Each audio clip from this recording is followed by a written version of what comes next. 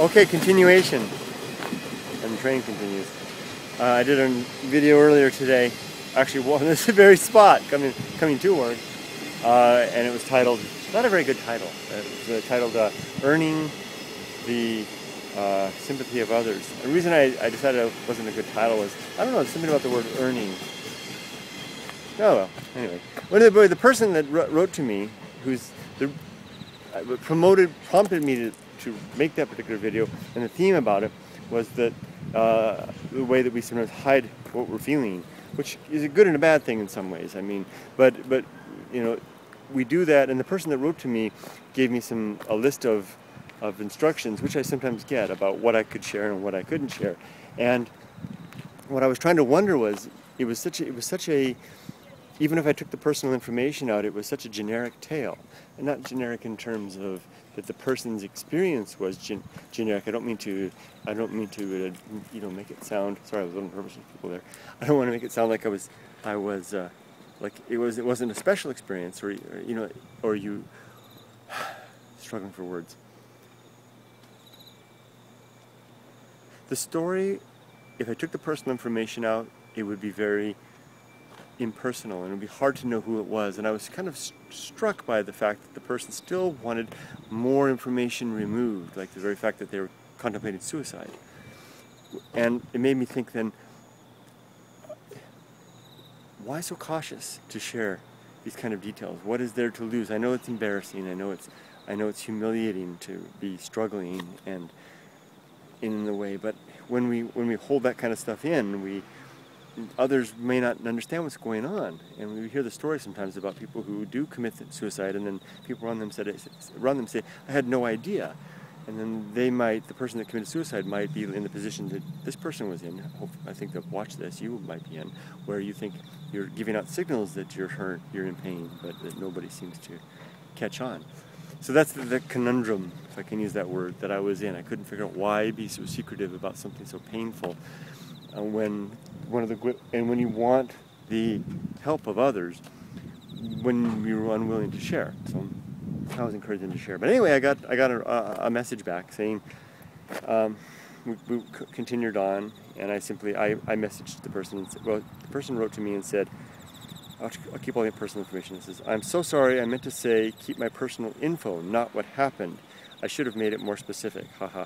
I think I got that from the first time. You wanted the personal info out, yeah. And it was the add-on about the fact that you were interested and you were thinking about suicide. I mean, I'm just nitpicking. I'm sorry. I don't mean to make it sound that way. Haha. The message sent is never the message received, right? Haha. Yeah, I am apprehensive of showing any kind of emotion. There are only a few people that open up to me, but they aren't related to me. I struggle all the time with everything I do. I've lost meaning to my life, and I don't know where to go now. And well, I won't go on and on about it, but I think that opening up will be a step in the right direction. Some people may not get it, but you may find somebody who does. But anyway, let's move on. I wrote back and said, I'm sorry to hear that things are so difficult. I have a simple question, which answer might be telling. If your life were a sinking ship, as all of ours appear sometimes, what would you recommend doing to stay alive as the waters begin to rise? So that was my question to her. She wrote back and said, I honestly don't know. The only reason I stay alive is that's not what my dad would have wanted me to do. So her father did die. That was one of the things that prompted this. We'll get to the main message in a moment. Nothing more, she says. Also, if you want to share my story, go right ahead. I just feel like it's something that needs to be told. I guess is I was trying to run away from my past. I wanted to forget the pain and sorrow I went through when I lost him. So let's get to the story. Let's read this now that we have permission to talk about it. Again, I'll keep your personal information out. I'll read it out as I go. Here it is. You can share this if you want. Just don't add my name, country, and such, please. I'm early 20s, let's just say that, who lost her dad this year. It was so devastating. I never go throughout my day without thinking how he suffered through the days he was in hospital. Now that he is gone, I am now in a constant battle with depression, suicidal thoughts, anxiety attacks, mood swings, and so many other problems that you could never imagine. I take many meds for all of my issues. I'm so tired of it. I don't want to hurt myself, mind you. I just want the pain to stop. I have people who support me, but it's not enough to heal the wounds that were left behind when he passed away. He was so sick for the past years. I knew that one day he would end up leaving me, and he never told me about it because he knew that I would become upset. It wasn't until he died that someone told me why he died. He struggled with the virus. Operations on his were hurting so badly due to arthritis. I hope I'm giving out too much information. The list goes on and on. There wasn't a moment where he actually wasn't sick. Still, he pretended nothing was wrong with him and continued to support me. I feel as though, at times, that I wasn't being a good daughter, chased by a mosquito, to him, and I deeply regret not spending more time with him. Now, I live with that regret, pain, and suffering, and I suffer alone. My own brother doesn't even talk to me very often. He's, whoa, that was a mimics Suzumebachi, not the real thing. So actually a moth that mimics the Suzumebachi came right in. My own brother doesn't, sorry for the distraction, doesn't even want to talk to me very often. He's too happy with his own life. He has a wife. I feel that I'm just one extra wheel that no one needs or wants. I also have no friends because I'm very scared of opening up to people and trusting them. It's hard. No one tries to talk to me at all. They just pretend everything is fine, even if it means ignoring me. They all know that I'm taking this very hard, yet no one tries to reach out. I tried reaching out to them, but they simply ignore me, and I have given up on the people I knew, and I crawl under the blankets and pray that I can join him or that I can stop feeling the pain.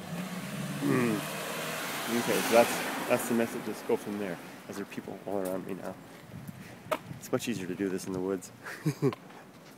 Okay, I think I don't know the whole picture, but I think that one of the main things that you're lacking is you have that great void from the loss of your father. Not only a void of companionship, but also of guidance and support. And I know that void because I had that. I lost that when my father died 20 odd years ago, and I can tell you that has a way of sealing, in a way, never completely. It'll always be if it's not a hole in your life, it'll always be a dent in your life, a cavity of sorts. But things seem to find their way, heal over them in some ways, and you move on. You have to get to that point. But it sounds like on top of that, with all the other things, you're especially vulnerable and fragile, and without it sounds like you don't have any others to support you. I think what you need to do is build yourself a family. And I know that's easier said than done, but it seems to be, well, there's two courses of action you can take. One is to try to become a person who has enough personal fortitude to get through this, or two, seek out the company of others to help you through this and get over it. Now, with regards to that, you could, like I said, build a family, of friends. That's what I'm talking about. Friends are the family we choose, in some ways, if you use that old phrase. One quick way to do that is to seek out counseling. I don't know if you've tried that. There's counselors and there are counselors. And this doesn't probably have to be a psychiatrist or anything like that, but just like maybe a counselor, maybe a social worker or somebody like that. And what you're really after is someone who's got those interpersonal skills and a genuine interest and compassion for their fellow human being. I've gone through counselors myself, and I've had some that were just there, taking notes, and I've had others that really were engaged and involved in what I was saying. I became someone in their lives. I didn't have to pay them, but those people sometimes get into that industry because they're good at that, and they realize that they can make a career out of something that they're inherently good at. So I would recommend trying to find a person like that from the start. And it may take some work. You may have to shop around to find someone. But when you do find someone, if you have your weekly visits, you will have someone that you can tell the things to. This giant bata, giant leaf hopper on the ground. Sorry to be distracting things again, as I always do. So there's that. I would recommend that for a start. And then that person will also be able to help you with the danger of that you're in with regards to the suicidal thoughts and the thoughts of leaving. Other than that, I would come back to what I was saying this morning, which I didn't say it directly, but which I think I implied, which is basically you have nothing to lose in opening up. You have nothing to lose in sharing your story and your life appropriately with others. And there are a couple, there's like I said in the previous one, there are a couple of ways to do that. I mean, if you come out, if you wear your story on your sleeve as a badge of hardship and struggle, some people will find that interesting, the kind of gawkers, but a lot of people will kind of be turned off by that. Instead, it's better just to be upfront and open with your life. Some boys. It's better to just upfront and open about who you are and the challenges that you've had. Talk about your dad and how much you miss him and how it seems to be a difficulty for you and sometimes you don't know how to go on and you may find that you find a connection with other people, like I said in the video earlier. Making friends and keeping friends is a skill that a lot of people have to work at to cultivate. But one of the things that holds us back in that regard and you may not believe this, but in many ways I think it's ego. It's the ego that we have regarding the impression that we have of who we are, and we want, more importantly, who we want other people to think that we are, and the fear that we have that the truly less than perfect person that we really are, that we know we are, will be found out. If you can let that go and just be the person that you are, the less than perfect individual, the hurting, the sometimes confused and uncertain person that you are, then I think that you'll find that the world will be a more welcoming place. And you have to ask yourself, are you the type of person that is making other people want to be with you? If you're having a hard time connecting with other people, look at yourself in the mirror and say, what atmosphere are you giving out? Are you, people gravitate towards those whom they feel they have something in common with, who buoy their own existence in a way, and with whom they feel that the net measure of existence is improved and made more joyful, less darkness in a way, less suffering. We're afraid of the dark and the night and in all of its forms, and a little bit of companionship along those lines goes a long ways towards warming others to us. I hope that's been helpful, friend. It's the best I can do with what I know, which isn't a lot, and with what you've given, which is there. And I have a feeling that I'm only getting part of the story, not the complete picture. I have a feeling of course there is. We only correspond a little bit. There's a deeper you. I hope that will help. Good luck to you, friend.